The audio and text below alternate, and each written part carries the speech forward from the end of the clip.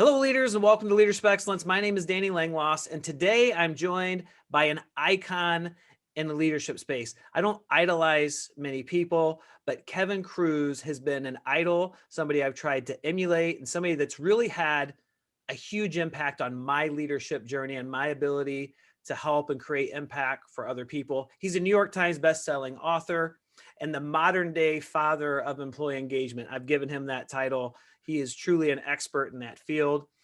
In his pursuit of the American dream, he started his first company. He was just 22 years old, worked around the clock, lived out of a one-room office. He went to the YMCA to have to shower.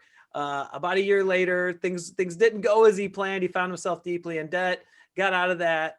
But after he discovered the power of wholehearted leadership and extreme productivity, Kevin went on to build and sell several multi-million-dollar technology companies, winning both Inc. 500, Best Place to Work awards along the way. As I say, he's a best-selling author of several books, including New York Times bestseller, How to Increase Performance and Profits Through Full Engagement, Employee Engagement 2.0, and 15 Secrets Successful People Know About Time Management. He's a Forbes leadership columnist. If you follow Forbes and go there, if you don't, you've got to. He's writing, publishing articles all the time, and was named the top 100 thought leaders by Trust Across America. Currently serves as the founder and CEO of LeadX, an online learning platform that provides free leadership development for millions of people around the world. Kevin Kruse, welcome to the Leadership Excellence Podcast. Danny, it's great to be here. I feel like if there's ever a Wikipedia entry on me, they'll just take that intro and put it down there. I kind of covered all the bases. You dug deep on that. It means so much to, like, I'm so excited. I love this show, but to have somebody who's been a role model, somebody I've idolized, who's an icon in the leadership space like yourself, to come on and that I can continue to learn from and that our listeners can. It's really, really such an honor. Kevin, do you want to talk about your company, LeadX, and what you're doing? Because, you know, you were out and you still do the keynotes and you still have the podcast and you're writing articles.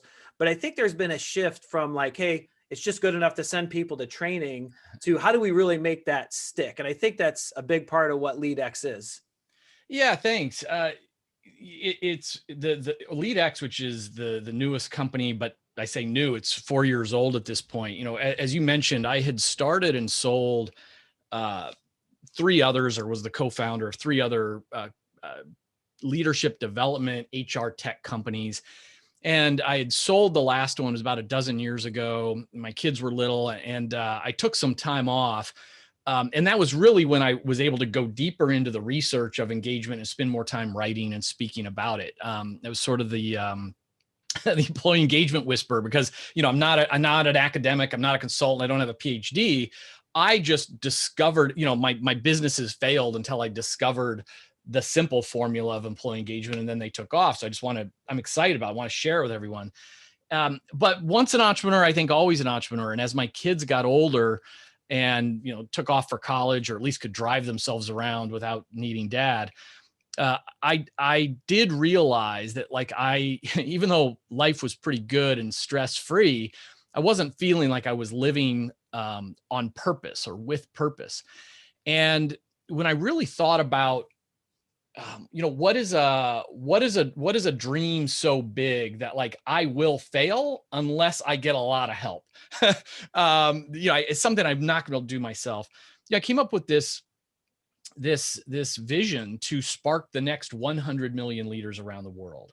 And I'm never going to reach 100 million people through my books or my articles, or certainly not through talks. And so the idea was, let's create like a mobile app. You know, imagine if you could take a great leadership coach, a great executive coach, digitize the coach and release it out through the internet so anyone around the world could download it, you know, on their Android phone, their iPhone, and get, you know, libraries of training and books and webinars and have micro coaching experiences and nudges and assessments. And so we did that. And so, Danny, like, most people don't realize, I went all Tony Stark on this thing. Like, we took 2 years. I put $4 million into it so far to build this app, and it's just free, you know, so people can go on to their favorite app store, download it, take some assessments, and get these behavioral nudges, these micro coaching plans, video content, and it's all free. And it's been great. We started 4 years ago. We launched it 2 years ago, and I can't tell you how close we are to reaching 100 million people around the world. I'm sure we're not that close just yet, but I'm in this for the long haul. And while I love writing books, I love getting in front of live audiences, this really is my passion, is like, how do we help people one-on-one, but at scale? And we never would have been able to do this before smartphones. We never would have been able to do this before AI. I mean, we've got IBM Watson running behind the engine. There's just all this technology that makes behavior change at scale possible. So it's, I've been doing this a long time, but I've never been more excited about it than I am now. That is exciting. So as I've researched that, and this was something I saw some time ago, I'm following you on social media and seeing the different things you're doing, but you take personality assessment, right? And based on your personality, based on strengths and weaknesses, like the alerts you get from this program are custom to that. If I have trouble with, recognizing people and overtly displaying appreciation, I'm going to get alerts and notifications to remind me to do that. Do I understand it right? Yeah, that's right. And it's great to go right to those examples. So, we have built in a personality assessment called the Big Five. We have another one called DISC. We support most of the other major assessments. So if you already know you're like a Strengths Finder, you've done Strengths Finder, you could put that into the system, and it triggers these weekly nudges that will remind you of how to leverage your personality as a strength, but also like the shadow side. So most people understand the concept of being an introvert, being an extrovert. I'm a massive introvert, massive introvert. And so, the platform, we call it Coach Amanda, the AI coach. So it's not unusual for me to get a reminder like, hey, Kevin, with your extreme introversion, you're probably a great listener, but don't forget to assert your ideas in meetings. So, you have an influence on the conversation. Or it might be a week later, hey, don't forget to emerge from your office every now and then, Kevin. You probably like that as an introvert, but people need to see and hear from you in person. So there's tips based on your personality, and it learns as you explore the platform. So, there's micro coaching plans. And as you said, one of the key drivers of employee engagement is recognition.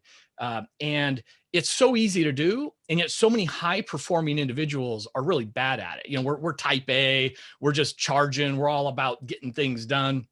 And we kind of forget to catch people doing things right and to acknowledge their efforts. But if all of a sudden your phone buzzes and you pick it up and look at it, because that's what we all do, and it's Coach Amanda saying, hey, if you want to get better at recognition, why don't you start this week's team meeting by recognizing people who deserve it? The whole idea is let's make habits around great leadership practices. If I'm focusing on recognition, the app Coach Amanda might buzz me next week and say, schedule 15 minutes on your calendar this Friday to jot out a few thank you notes.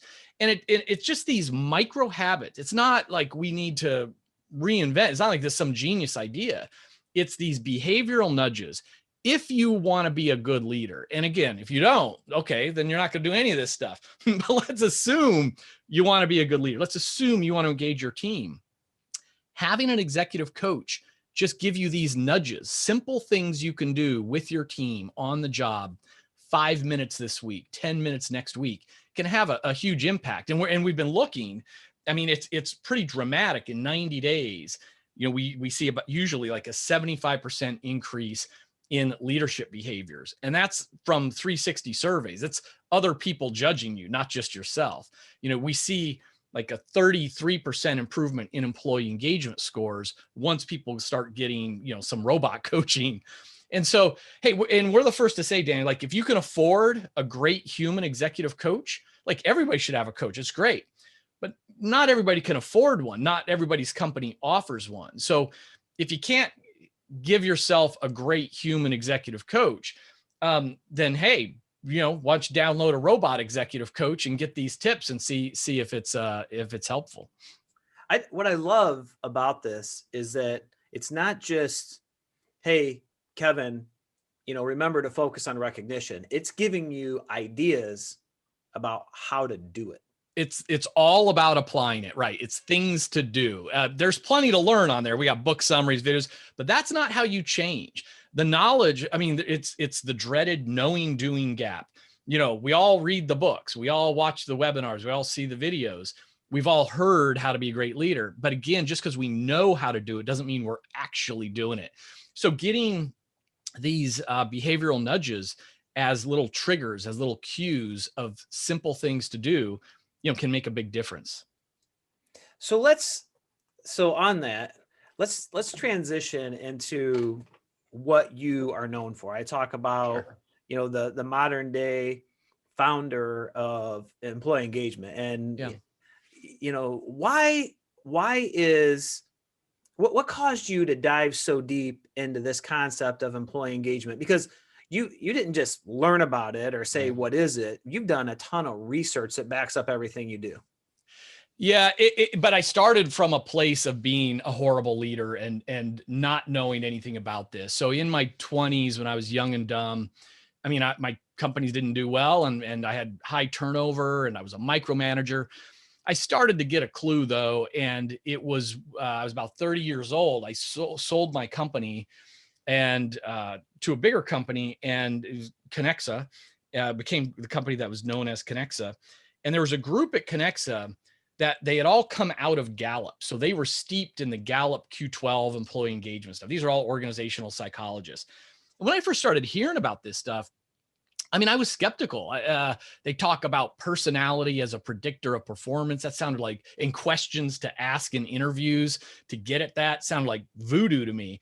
And then they talked about, the leadership behaviors that can totally move the needle on how engaged people are.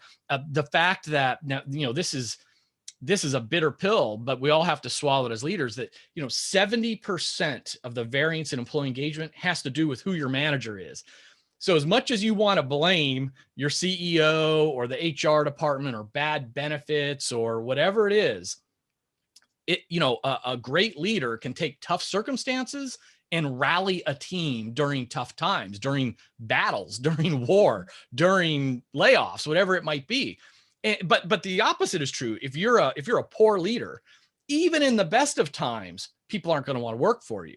The old saying, you join a company, but you leave a boss, a bad boss.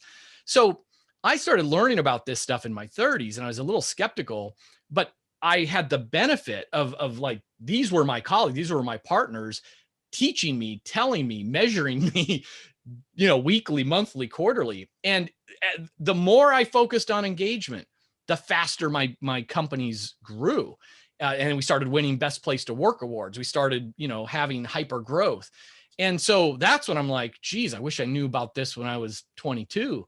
And what I found, and Danny, I think this is why, we both are admirers of each other's work. What we write about, it's practical. So you can buy a ton of books on employee engagement right now, and a lot of them are written for other psychologists or at least other professional HR professionals. I'm a busy manager. I'm running a company here, right? So just boil it down into the need to know action steps. Make it simple, make it fun. And so I think that's where I had some success. Was I didn't understand it. I got some deep coaching, and I'm like, aha, I now get it. And let me, be the translator to mere mortals to implement it. I love that. And that's such a huge deal, right? Because there's a lot of good information from the researchers and the scholars, but you read it and you're like, what does this mean? And to be able to take it and break it down easily. So real quick, because it's crazy. So I talked about engagement, employee engagement, and the difference between that and morale and satisfaction and happiness with my police department leadership team for 10 years. And when it came time, when I got promoted to city manager and we had to hire a police chief, we did that in a very process-like and had a lot of people there, part of the interviews and that. But I asked, what's the difference between employee engagement and morale, and what's more important? And Yeah. there were 2 of 5 or 6 people that were able to tell me. And so because that was drilled all the time, and the surprise and the realization. So for our listeners, can you just give a high level, what's the difference between like good morale, satisfaction, happiness, and high levels of employee engagement? Yeah, well, I want to give you my simple answer, but I'd love to hear like the examples that were given by the candidates or how you saw it, when you were full-time police, because to me, and this is where I think a lot of organizational leaders like dismiss engagement. They think that we're talking about employee satisfaction. Oh, an employee satisfaction survey. Oh, keeping people satisfied. Being satisfied is not enough, right? So I could be satisfied and show up at work right on time, and I take my breaks and I leave. But first of all, if I'm just satisfied, I'm not proactively coming to you with new ideas or solving problems. I'm going to do what you tell me to do, but I'm not going to have any initiative. And worse, if I'm just satisfied and I get a job offer that's pays 10% more, in one town over, I'm going to go take it. So there's higher turnover. A lot of people think this is Kevin Kruse just wants everyone to be happy. It's all about, riding scooters in the hallways in these tech companies, or beer on Friday. And I'm not against beer or scooters, but there's no science that shows that leads to engagement. You can have happy employees who aren't working on behalf of the organization. They're playing games on their phone. They're happy because there's not a lot of work going on. Engagement is emotional commitment to the organization and the organization's goals. Simply put, I care about the organization and its goals. And when you care, of course, you're gonna wake up eager to go to work. You're gonna probably show up a little earlier than you have to. You might work a little harder than anyone else is asking you to. If you've got a good idea, you're gonna share. You see a problem, you're gonna try to solve it. If you're an engaged salesperson, you're going to work just as hard on a Friday afternoon as you would on a Monday. You're a disengaged salesperson. You're telling your boss you're entertaining clients, and you're, on the back nine or something. So Right. you really see it in the behaviors. When you're engaged, you're giving that discretionary effort, and you're not going to leave for another job, even if the pay is a little bit higher, maybe if it's a lot higher, but you're going to be tied to the organization. But Danny, tell me, what did you see, on your teams in the past, people who were maybe satisfied versus engaged? One of the examples that immediately comes to mind is about a year ago, we hired a new team member at City Hall, and she is dynamic, great personality, smart. And right away when we brought her in, we trained her, but we challenged her, and then we appreciated her. And so this is during COVID, right? And so now we're applying for 70 grants on behalf of businesses. Every grant is 100 pages. It's a very red tape bureaucratic process. And then we're applying for $1 million grants for a 27-acre development. We're doing multiple ones of those, and a $2 million grant on fast track money for streets and infrastructure. And so she's thrown right into the heat of this with this team, right? This wasn't her responsibility alone, but she played a major role. And then we gave away $400,000 to local businesses to help get them through COVID, and she ran that. And just, we truly appreciate our people. We truly care about them. Well, she comes into the office of our finance director one day when I was gone, and let the finance director know that the place that she'd worked for prior to coming to us had called her and offered her a $10,000 raise. Wow. And she said, "I'm not coming and telling you this because I want money. I'm fine with what I've agreed to. I'm telling you this because I told them no, because I've never felt so appreciated and so accepted and so challenged at any place that I've ever been." And so I just wanted to let you know that. And between you and Danny, you've told me how much you appreciated me and thanked me more than that's happened in my entire career. It's And amazing. she stayed. It's And amazing. I tell you what, she stayed. She didn't ask for anything. And a few months later at budget time, we gave her another $5,000. And we've got her on a pathway, a progression, to one day potentially be, a department head in this area. So that's the story, Fantastic. something that really resonates with me and the power of it.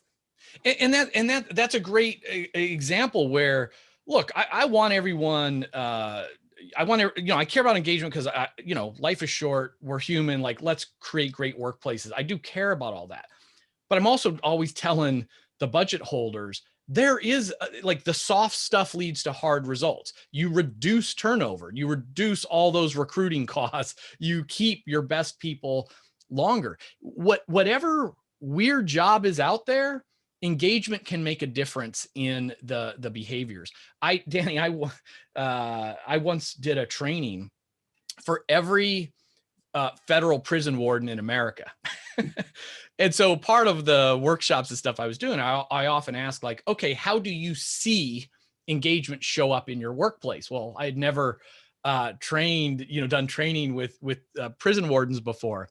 And it was an education for me. The answers came flying. It was, my most engaged correction officer finds more contraband than any other.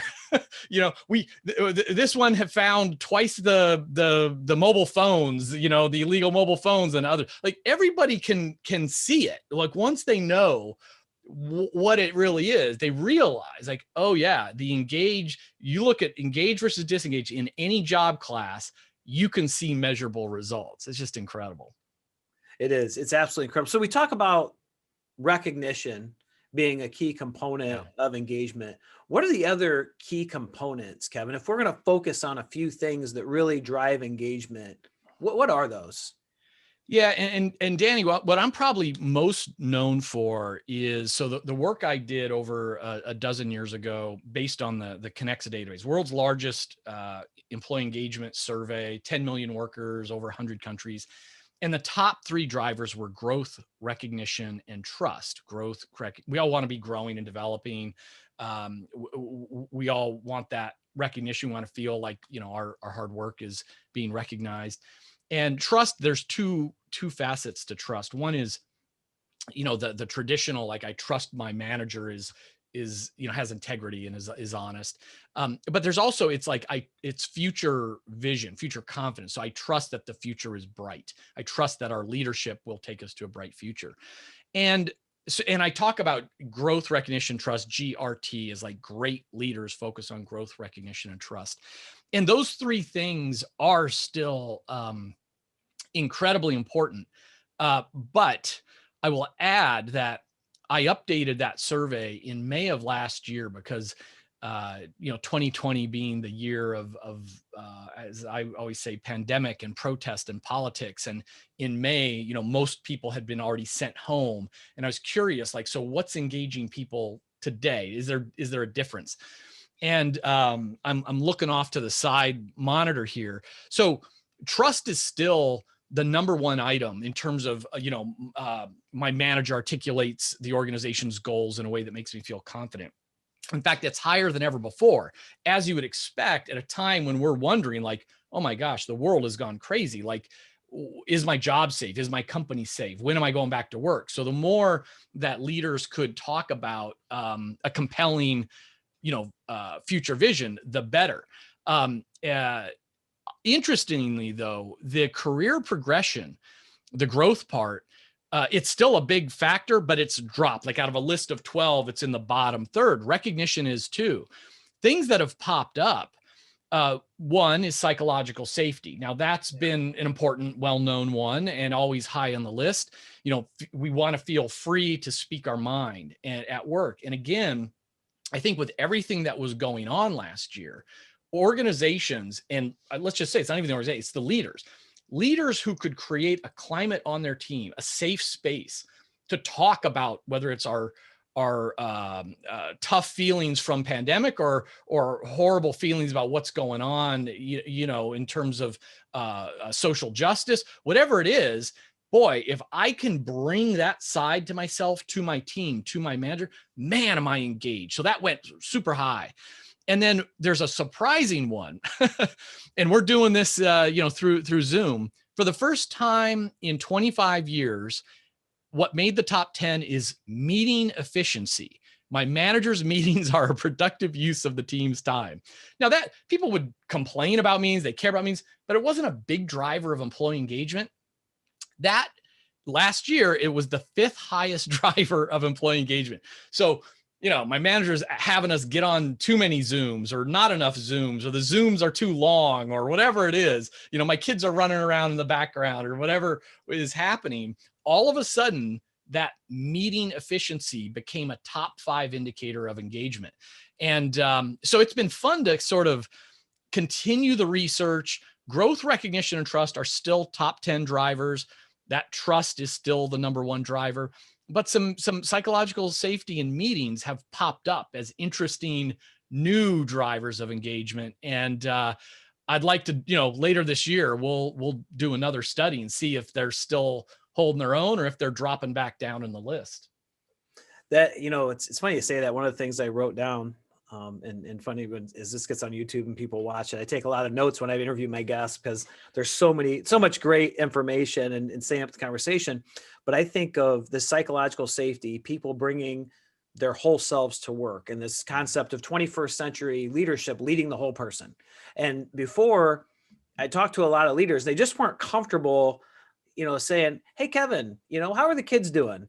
Hey, how are things going with Susie?" Whatever the case may be. I said, "No, that's personal, where it's not right to ask." No, we need to lead the whole person. For people to bring their whole selves in and have permission to do that, we've got to be able to have conversations that aren't limited to what happens in the 4 walls of the company.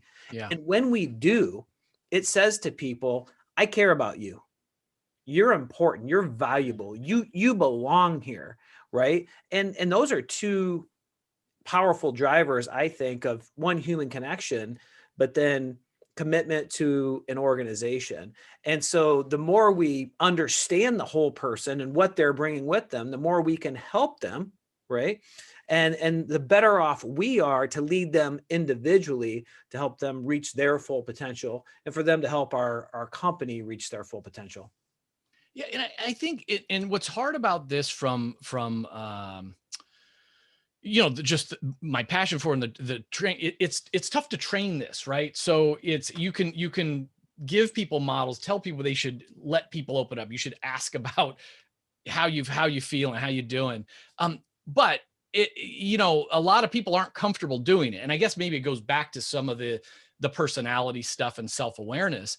But I'm also curious, from the outside, the stereotype of a military professional, of a professional police officer, is going to be one where it's like tough and don't show weakness, don't show vulnerability. I mean, how much of that is true and how much of that is just, not true? Well, it's true. It's true, but it's culture driven, right? So as a culture, we have to not just say, but show it's okay. I'll give you an example. So a few years ago, we had a quasi standoff situation that became the murder. A father killed his son and then shot himself. And so within our culture, emotional health and wellness is really important, mental health. And so we come back and we do a debrief and we bring in a professional who's earned the trust and respect of the officers. And we're sitting around, and one of the lieutenants begins to talk about it and the impact and what he saw. And he begins to cry and he begins to share how he's feeling. And this is the culture that we've created. And because this lieutenant, somebody who's looked at as a tough guy, as a great leader, as a cop's cop, can do this, now the other cops can do it. And we've made, the first responder resiliency program, we've created the peer support groups, these officer wellness checks that we do with the coaches, the resiliency coaches. It's just become part of who we are and what it is we do. And so that's opened it up. But in a lot of places, those things aren't happening, which is why, police suicide is so high, and in incidences of PTSD and duty-related PTSD are so high. So it's really about intentionally creating that culture. And if we can do that at a police department with top A personalities who are supposed to be tough and macho, then this, and I've found it's really easy to do in cultures and environments where that isn't the case. But it sounds like the work happened long before, say, that incident, as an example. Like, that's a great example of someone so respected being able to open up and show emotion, but you were doing all those things as just part of your culture always, right?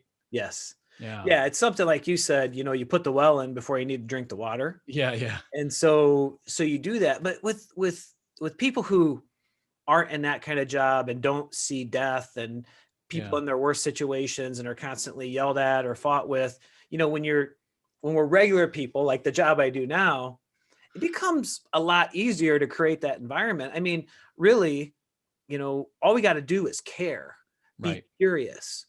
We got to learn some skills that honestly are easy to learn and practice if we do them, like listening, Right. like empathy and compassion, and not listening to speak, listen to be able to understand, and then, respond with whatever the appropriate thing is, or not to respond if it's just about listening and creating that environment.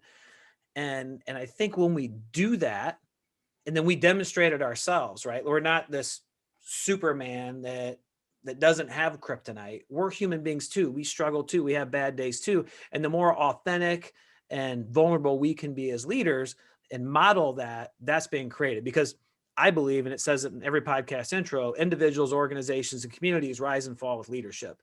The Right. top leader is the thermostat that sets that. And somebody's always watching, your microphone is always on. And so when we do these really good behaviors, right, that is so contagious within the organization. That's my belief, at least. Well, and hopefully that I have a lot of hope for the generations that are coming, behind us. I think that, we were at that crossover where certainly my father, certainly my grandfather, business was more command and control. And people would stay in a company for 20, 30, 40, however many years. And so not showing a lot of emotion, not having to work on the people side of things kind of worked. But now everything's flexible teams. It's less about your direct boss, and it's, the matrix of influence. And hopefully people see, like, okay, the soft stuff is how you advance your career. The power skills, soft skills, power skills on the team is what's going to make the team perform better. And hopefully people realize, again, it's not a disconnect. It's not like you have to choose, hardcore business results or being human. It's one drives the other these days. Yeah, caring leadership, servant leadership, empathetic leadership isn't soft on leadership, it's smart on leadership. Yeah, When that's you great. when you look at people that have the highest levels of loyalty, commitment, dedication, that's what drives those things. And especially now, as leaders, we can say, well, when I came up, we didn't have to do that. And if you're happy with the result that creates, then do that. But if you're not, the only person that you can blame for what your result is yourself. That's right. Because we need to understand it's not that the Gen X or the millennials or the Gen Z are these weak people that don't have work ethic, right? That are disrespectful. No, they've grown up a different way, and there's different things that motivate them, that drive loyalty, that drive commitment. One of the big differences is, a millennial or a Gen Z isn't going to respect me because I'm the city manager, right? They believe they have to earn my respect, but I have to earn their respect. So this like blanket respect for titles doesn't mean anything. And that's fine. I have no problem with that because I'm going to lead by example and I want to earn their respect regardless of any title. So we just have to adjust as leaders. And if we don't get the result we want, we got high turnover and we got all these problems, look in the mirror because there's one person to blame. It's you. Because there's one person, if you're the top leader especially, that can make the changes, and that's you. So couldn't have said it better myself. Look in the mirror. Look in the mirror, right? Look in the mirror.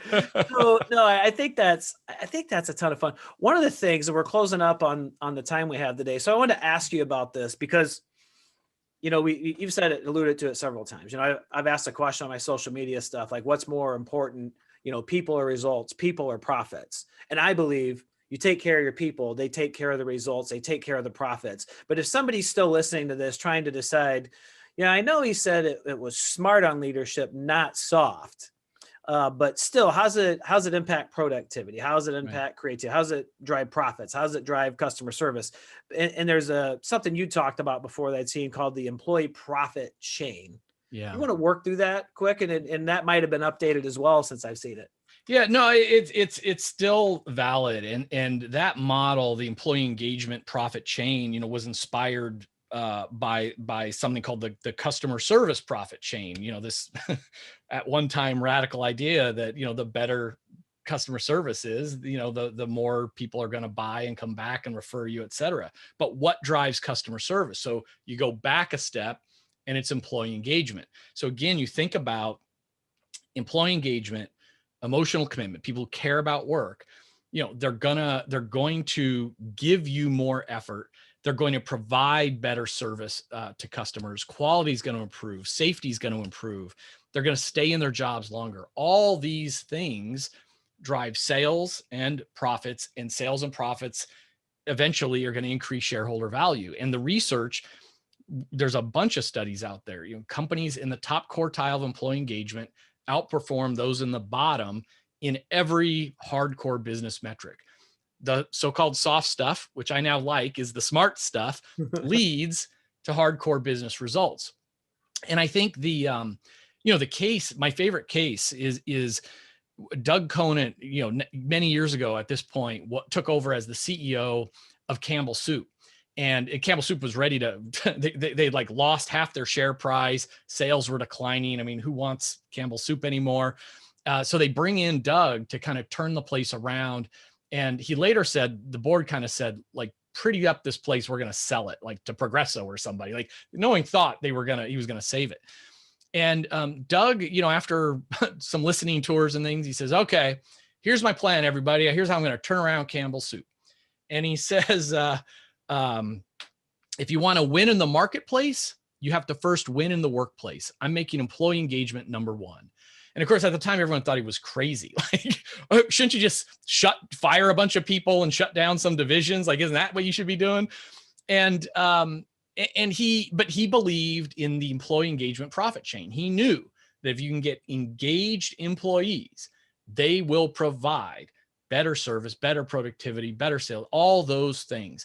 Now, it took them a while because, Campbell Soup, giant Fortune 500 company, it took them like 2 years just to get their engagement scores to average. They were so bad. And then it was like a few more years to get above average. And then he had a point where after he had told the frontline managers, like, hey, engagement counts. We're going to measure you on it. We're going to give you training on it. We're going to give you coaching on it. We're going to give you warnings on it.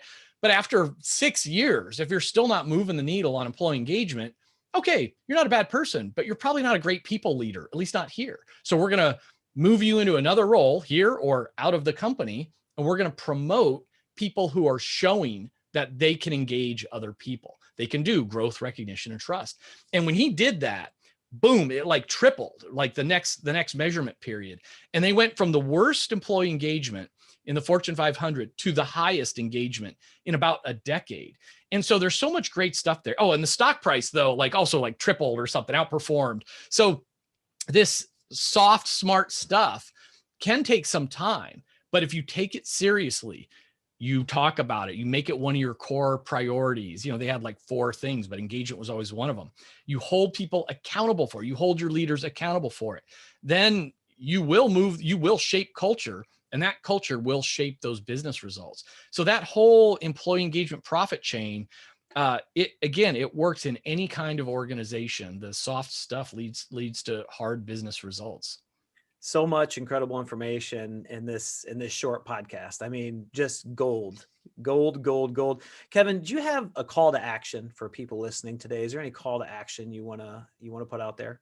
I'll do a direct one and a soft one. So my call to action is just that life is about making an impact, not making an income. And as we've been talking about, the more impact, the more value that we can all provide to others, and just because it's the right thing to do, well, it's going to eventually lead in some way to come back to us. Whether you call that karma or soft stuff leads to hard results or whatever it is, focus. I want everyone to go focus on making great impact, helping others.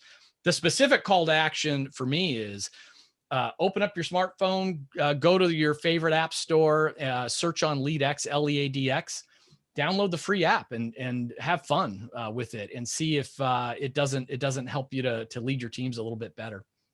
Awesome. Yeah.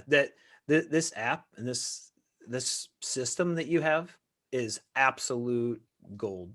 Cool. So yeah, we would definitely encourage people to do that as well. Kevin, where can people find you? Where's the best place to find you? Yes, I love to connect. So I'm on all the social media places. You can just email me, kevin@leadx.org, O-R-G. Connect with me on LinkedIn, Twitter. I'm ever. Just search Kevin Kruse, Kruse. Excellent. And so we're going to have links within the podcast description to our listeners to be able to connect with Kevin. Definitely start following him on LinkedIn. He's releasing content all the time, the LeadX podcast. Download the app. You go and search YouTube. There's videos and speaking and things he's done. He's a phenomenal speaker. So Kevin Kruse, thank you so much for coming on and joining us today. Thanks, Dan. It's been fun. It has been, and to have the ability to spend this time with somebody who's impacted my career so much has just been incredible. So huge focus of our conversation today on employee engagement, the three main factors, which have been updated now, but growth, recognition, and trust. Trust is still number one. That trust your leader, that immediate supervisor, but trust the future. Trust that there's safety here and there's promise and there's room to go there. Growth, mastery, like how am I in an environment where I can get better every day, where I can reach my full potential, have my impact. Recognition, how are we appreciating people? And from the most recent study, psychological safety, can I bring my full self to work? Can I truly share my ideas and be innovative? Is it safe to do that in this environment? And then meeting efficiency. This is a big one for me. I stopped taking every meeting I'm asked for now. Is it a productive use of our time? Kevin, your call to action, life is about impact, not income. What difference can we make? It really is. The more we give, the more we receive. That there's so much more to wrap up from this. But the week we release this, we'll be posting all week and breaking this down through LinkedIn or other social media platforms. So thank you, Kevin Kruse. Thanks, Danny. Appreciate it. To our listeners, if you enjoyed this episode, please smash that subscribe button so you never miss another episode. Consider giving us a rating and review so we can grow more organically. We did just pass 10,000 downloads. Next step's going to be 100,000. Then we're going to a million. We're in it for the long haul. And remember, always be committed to excellence.